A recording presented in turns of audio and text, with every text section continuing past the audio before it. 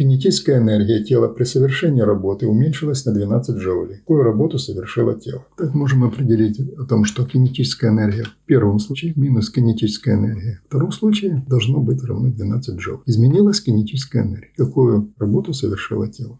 Знак вопроса. Мы знаем о том, что полная энергия тела равна сумме энергии потенциальной энергии плюс кинетическая энергия. Если происходит изменение потенциальной энергии, значит изменится кинетическая энергия, либо наоборот. Сумма этих энергий, потенциальной кинетической, всегда равна постоянной величине. Физика говорит о том, что энергия никуда не пропадает, она просто переходит с одной формы в другую. Поэтому для вот этих случаев можно записать следующее выражение. Полная энергия тела, как была, равна какой-то потенциальной энергии, которую она имела, плюс кинетическая энергия в первом случае. И второй случай. W равен потенциальной энергии, опять же, плюс кинетическая энергия вторая. И плюс какая-то работа, которую мы ищем. Сказали о том, что кинетическая энергия уменьшилась. Давайте приравняем вот этих два равенства, потому что они одинаковые. Энергия никуда не девается, еще раз. Она переходит с одной формы в другую. Итак, пишем вот это первое уравнение. W потенциальная плюс W кинетическая первое равно W потенциальная плюс W кинетическая второе и плюс плюс какая-то работа. Смотрите, потенциальная энергия выходит из рассмотрения. Переносим.